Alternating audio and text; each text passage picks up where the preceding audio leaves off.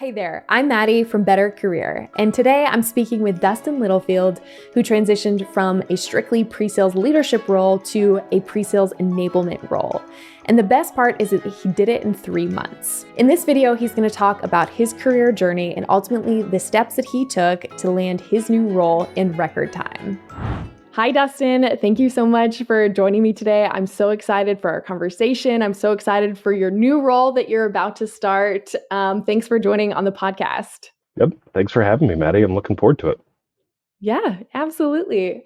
So we've known each other for a few different months, but would love for everyone else to get to know you. Why don't you start off by telling us a little bit about yourself? Dustin Littlefield. I'm a pre-sales, sales engineering, solution consulting leader, enablement person. Officially by the time that this airs, I will be the go-to-market enablement manager for pre-sales at a company called Anaplan. So starting that in the near future, very much looking forward to it. I've been in the SaaS space for about a decade, started as a BDR, SDR, cold calling strangers to start conversations, moved into the world of pre-sales, and I have not looked back since. And I love everything about it. Yeah, amazing. And so I believe you were at your last company for quite a few years. And I think you even mentioned at one point you were promoted 6 times in your last company. Is that right? Yep, from BDR to SC, then up through the ranks. Then I was managing a team, and then I was the North America regional director and global practice leads. There were about 30 SEs that I was responsible for maintaining practices, procedural continuity across the globe for the SE function. Yeah, amazing. And I love that you're so passionate about pre-sales. I love your journey of going from BDR to pre-sales. I'm a little bit biased, but it's a great career path. Now, you are making a little bit of a change. So you're going from a pre-sales leader to a pre-sales enablement leader. Why'd you end up wanting to make that change? So simply put, it's all the parts of the job that I love. I love the pre-sales function, the value that we bring customer organizations, sales, our own feedback from the field provided back internally to help keep the organization on the right path. And just personally, I love the spark moment that comes from teaching, training, enablement. So it was always a bit of a side hustle or gig when I was an SE leader or even as an SE. So the fact that a position exists that means that my audience is the pre-sales individuals at Anaplan, plus the fact that I'm focused on enabling and helping to continue to grow and make better. It's just the whole job description is just perfect for me. It's definitely where I belong. Yeah, and I love your passion for, coaching and empowering others. I know when we first spoke, and you were thinking about what type of role that you wanted, you had, a checklist of wanting to go to a place where you could grow under someone and a team that you could lead, where you could focus on strategy and you being able to coach others.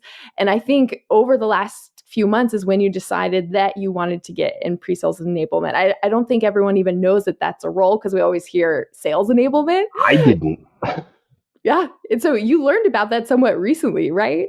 Yep. No, I had a prior colleague who was in sales enablement, and the job alert popped up on her feed, and she looked at it and said, "Hey, dude, are you aware of this? Did you know that this is a thing?"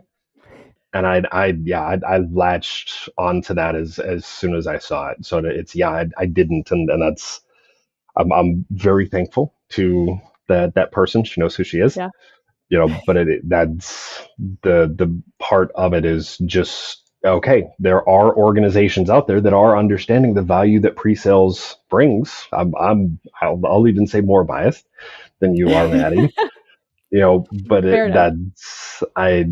the fact that exists and organizations are looking to build on that is just awesome for me. Yeah, it's an incredible role. I think it makes so much sense. I think you're going to more than excel in it. Now, you did start your job search in a very competitive, overcrowded job market. So I'm curious, what were some of the challenges that you encountered in your job search? What did that look like? So the first one we just touched on, it's that official positions for pre-sales enablement don't exist. And to your point, pre-sales leadership is a very competitive field right now, and there are a couple of industries that are absolutely growing at an impressive pace, and they're building out their programs. Me personally, I didn't have a whole lot of experience in those fields, so I was at a detriment there, but it's the biggest thing for me was still making sure that the passion and making sure to stay focused when I found out that pre-sales, some will call it technical enablement, and those have different pieces that go with them. Some of them included customer success or product, but being able to focus on that and say, okay, this is what I'm going after, and tailoring what I had to focus on that aspect. But again, I think even over the course of the couple of months, I only found a handful of positions where this was the title. So it allowed me to focus, but I did not have, the opportunity to play the numbers game. I had to pour everything into each of the offerings. Yeah, I guess the second challenge was probably the timing. I left my last organization at the beginning of January, and I'm just going to call it out. January and February are garbage months for sales or sales related positions, and it's not due to anything related to the function, but I got no traction because they're finishing out their fiscal year. Then they're dealing with SKO. They're trying to align territories and set up and figure out how to go after the new year. Just hiring and adding headcount is just not a priority for them at Mm. those times. But then I remember it was a Thursday, the beginning of March. I had 2 interviews already scheduled, and I got 3 other emails that day from other people that wanted to talk. Wow. So some of it just came down to the timing. I remember thinking, like, where were you people 2 months ago? But that was part of it. Was those first Yeah. couple of months I had to be very clear and calm with myself about the fact that, okay, I'm fighting an uphill battle because of the timing, but Mm. these things will come. The third, and this one, this one hurt. So the job that I'm starting, or by the time this airs, I will be in, was I actually got an email from them about 3 weeks after my first intake HR interview with them saying, "Hey, thanks for applying, but we filled the position with somebody else." That one hurt. That was not a good day for me. That because I really wanted this one, and I had emailed the recruiter multiple times a week updates. I mean, they were hiring a new VP of enablement. They had their SKO. They're in the middle of all kinds of other stuff, so that it said I got it, but I was making sure that I was still top of mind with those emails. And we all know job searching takes a lot of rejection handling, and most of them was like, okay, got it. I get the unfortunately email, and Yep. okay, next, got it. That one hurt a little bit, but it just okay, got it. But now that I knew that function existed, that position existed, that I think is really where I started tailoring my search. Yeah. No. And so, I mean, you had timing was against you, the job market, the competitiveness was against you. Your first initial role, what you originally told was filled. So a lot kind of stacked against you, but how did you end up getting those interviews? So, simple, cheesy answer: networking. Through the original process of looking into the company, I had found 2 solid second level connections. One was an SC that had gone to high school with a guy that I had hired at my last company a few months prior, and then the other was a VP who was a friend and colleague of my last boss at that company. So I was able to leverage those Mm. connections by asking them, like, "Hey, I'm interested in this company." And I reached out to my old network and said, "Hey, do you know anybody at this company?" And they were the 2 that came back. So I scheduled time with them, asking for just a short informal chat. And then I got that unfortunately email. And I reached out to both of them and said, "Hey, we've got time scheduled to talk later this week. I'd love to keep the chat open just for networking and conversation purposes, but let me know if if you don't want to. Both of them kept the meeting, and it was the morning of the second meeting with the VP where she had learned from the original hiring manager that the person they had offered the position to that morning had sent an email saying, "Hey, sorry, I'm going to take a position elsewhere." Wow. So all of a sudden, I have the inside track on the fact that, yeah, it was filled, and now it is conveniently back on the market. So Wow. again, timing, but through the work that I put in to build the network and have the conversations, I was able, and that VP shared the name of the new hiring manager. It changed as through the process when they had hired a new person. Yeah. So that I was able, I got the name from her, reached directly out to him, and just said, "Hey, I was part of the original process. Heard that the position may be open again. Would love to chat about getting me back into the process if you're interested." Wow. And that was 3 weeks ago, 4 weeks ago. Wow.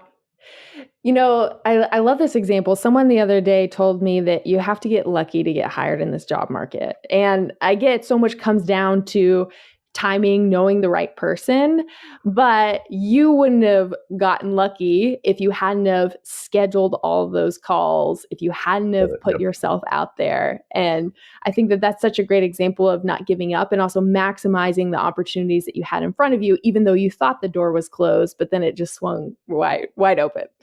Yep. Things are always changing. And one of my favorite TV shows is The Blacklist. Raymond Reddington. I make my own luck. Yep. I love it. That's great. So you were interviewing for a few different places. How did you stand out in those interviews? What made you memorable? So, couple things. So I actually asked this question of the hiring manager. Like I know I did a lot of things. Some of them may have been effective. Some may not have. But he actually responded. So from a hiring manager's perspective, the things that he looked at that made me his top choice were coming prepared. Hmm. I Before every interview, I would reach out to the person I was interviewing with and said, "Hey, is there anything you want me to come prepared with? Is there anything specific that you would want to learn from me?" Now, in this case, all of them responded with, "Nope, just looking to have a conversation." But some of the stereotypical answers, coachable, good listening skills. The one thing I will say about good listening skills, that comes down to also good note taking. Hmm. So being able to show with follow up, which was his last comment about, very strong follow up. I'd after every interview, if there was anything that I thought, okay, we talked about this, I have something in my portfolio or a web page or something from my past or a quote or whatever it was, I would then send that to the person that I interviewed with, CCing the hiring manager. So he was on all of it. So he got all the emails from me. I'm sure he loved those flooding his inbox. But that's where, being able to follow up and paying attention through the calls, following up with things and having those resources available, knowing the things that I've done in my past that are going to be valuable to somebody else for this type Hmm. of position, and knowing, okay, I wasn't able to fully show what that looked like on the interview, but in an email, here's a quick synopsis. And even one of them, I sent an email saying, "Hey, here are the things we talked about."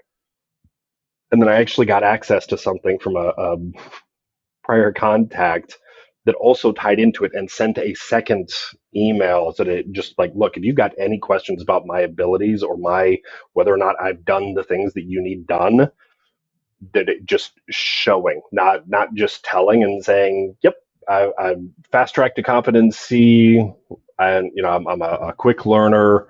I can do the things." Showing that is what Hmm. eliminated any of their hesitancies, because it's a new software. It's similar but different industry of customers. It is a slightly different business problem that Anaplan solves than my last organization, but that's where being able to eliminate those, to say, okay, those are the things that don't matter. I have the core abilities and the mindset for what you're saying you need at the organization for this role. Yeah, that's incredible. I love that you're talking about that you showed, not just told them what you can do. You mentioned, portfolio and also sharing another example. Would you mind sharing maybe what were some of the examples of those resources that you were sending them that were demonstrating those, skills and competencies? Specific to the pre-sales function, there was documentation that I had drafted up, and anybody who's in the pre-sales function knows that documentation is anathema to to the function. It's all tribal knowledge. So showing that I had some of that, there were trainings that I had done. Some of Mm, it was just PowerPoints that I had built about moving sales processes from enterprise to mid-market, vice versa. There were also some recorded sessions and trainings that I had done. So again, you want to know what it would look like if I was on a video call training your SEs. Here's mm, video of me doing exactly that for my last organization. Now specific to me, I did have one video of a short demonstration that I had done, but because I was looking to move into leadership and enablement, my ability to do a demo was less important. So I also made sure that the things like at the very top were trainings that I had built and done. mm, And then next was some of the internal just presentations that I had built out and done. Then was the documentation. And at the very bottom was, okay, and if you want to see what it looks like, you know, the old stigma, those that can't do teach. Can he do? I had, one just, yes, I've done the job itself, so I know what it takes to be able to do that. And my focus is helping others to mm. do that. Yeah. Wow. So you stood out in the interview process by being intentional, sending interview or emails before, sending detailed follow-ups, actively listening, and really demonstrating that you have what it takes. And you landed the job. Tell me, how do you feel about the new role? What are you most excited about? Well, they do that paycheck thing. That helps. It's nice. I will say, even more selfishly than that, what I am most excited about is all the learning that I'm Mm, going to do. Okay, I'm on board with the company and the problem that they solve, but for me, it's going to be a lot. Again, it's a new software, it's new players internally, it's new customer base and personas. It's I'm new to the enablement functions structure, so mm, learning how to build all of that. But I mean, I've got an internal base of 100 or more new SC leaders that, okay, each of them is going to they're going to do something different than how I do it. mm. Some of it's going to be different, some of it's going to be better. It just, all of the new things that are coming with this is what I'm looking forward to, and then being able to deliver that to an audience, solution consultants, to be able to understand both sides of the coin that we play of both engineer and sales, or both solution and consultant. People that know me know that I'm usually pretty stoic. I don't get excited, but I am absolutely stoked about Yeah. this role and all the things that I'm going to get to do. Yeah, amazing. Well, hey, the mark of a great pre-sales professional is that curiosity and learner's mindset. And so I love that Absolutely. that's like top of your list out of everything Yep. that you're excited to learn. And I know that you're going to do incredible in that role, and they're very lucky to have you. Well, I felt lucky to have worked with you throughout your job search process. Would you mind sharing, what was your experience like working with us and through Better Career? That absolutely. So the first thing that I will say is I don't care where you're at in your career. It I look at it the same kind of way that I look at reading business or leadership or sales books. Mm, At the end of the day, a lot of it is straightforward things that we all know we should do. But what I love about the program that you and Yuji have put together is that it makes it easy to digest. You both care about your customers, the people that are in there. I mean, just me personally, I've enjoyed our one-on-ones. I've enjoyed your follow-up Monday emails to me like, hey, Dustin, what's going on this week? Because it forced me to sit down and actually look like, okay, what have I done? What have I been working on? What growth has been achieved? That's something I see a lot of people, and even some within the program. They're getting into ruts and they're doing the same thing over and over. If they're not checking in and seeing, okay, what has actually changed? What growth has been found? How am I doing this differently or better? That, to me, the program and the structure that you all have put together is that it makes it so digestible. And if you will, going to be a typical SE, trust the process, then it works. I mean, I went, to your points that you've made on this podcast, I went into a highly competitive, not great timing career transition, and I did it in just under 3 months. That's not me tooting my own horn. Okay, that I will take some credit, but as you should. That's, even for somebody like me who's presented at Global Demo Fest, I've got the certifications, I've got the experience, the tenure, the growth, and all of the abilities. I still would absolutely sign up for the program again to be able to have each of those things, and a lot of it was the weekly group sessions. I mean, that part of it as a leader helped me maintain that kind of one-on-one conversation where I was talking to a lot of people that were new SEs or trying to become new SEs. And it reminded me a lot. So even just from a, dare I say, nostalgic perspective, that was beneficial to me as a leader going into the program. But it was also the one-on-one sessions that you and I had, being able to tweak and strategize and figure out, okay, how do we go about this? What's the goal? What are each of the little things? And you were great about helping with that, and Yuji as well. It's funny. I thought about it a couple days ago. Yuji had actually reached out to me when I was an SE leader with a nomination for somebody who had gone through the PreSales Academy.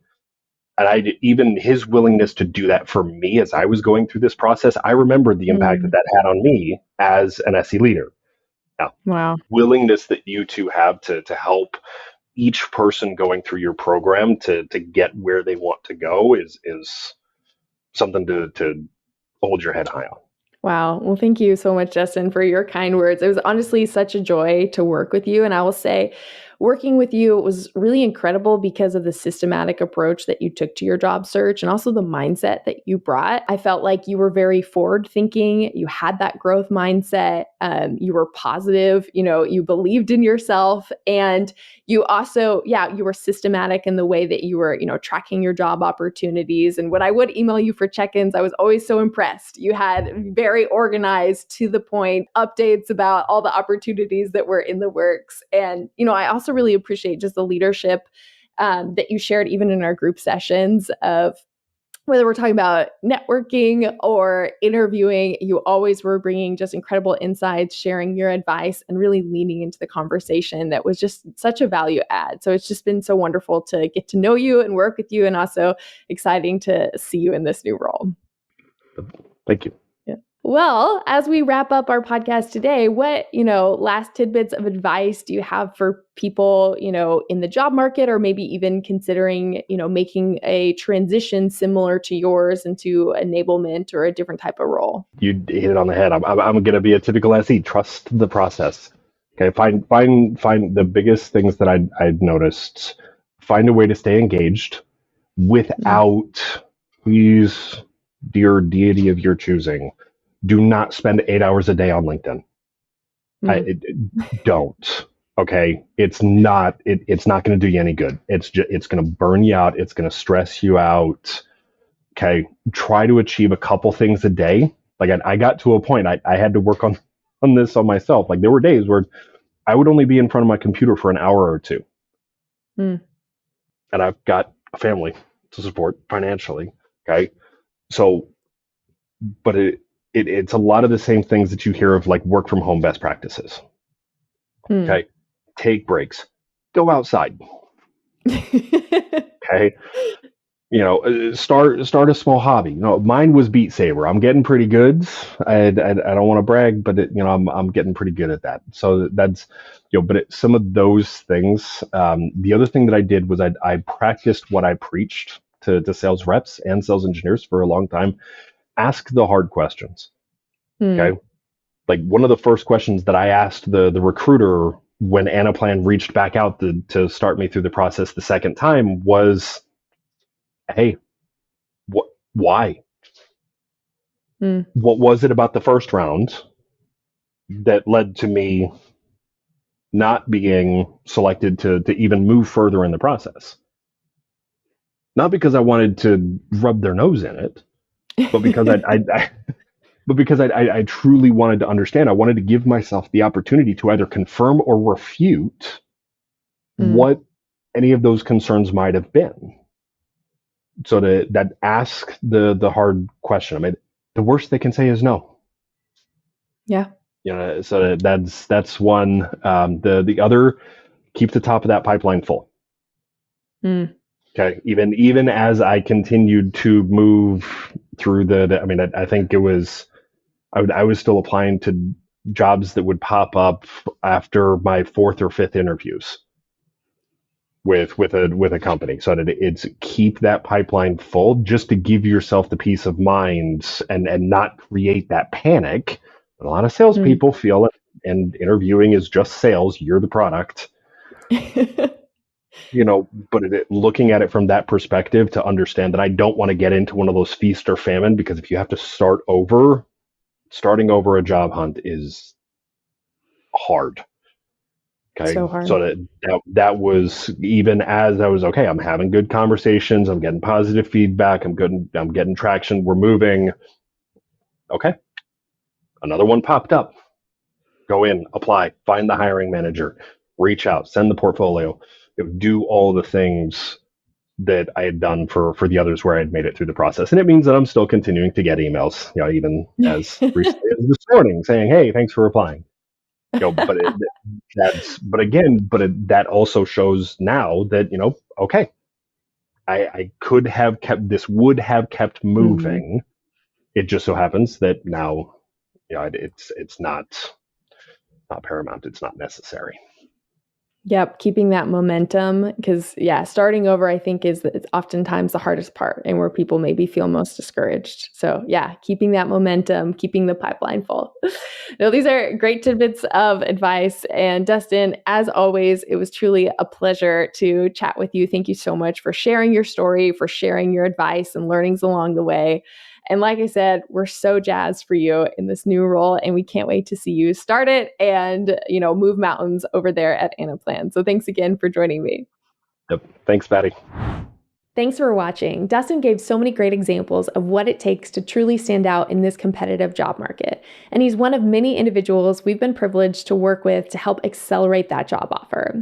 Now, if you're interested in learning how we can help you in your job search, feel free to check out the link below to learn more about our Job Accelerator program and one-on-one coaching offerings. Thanks.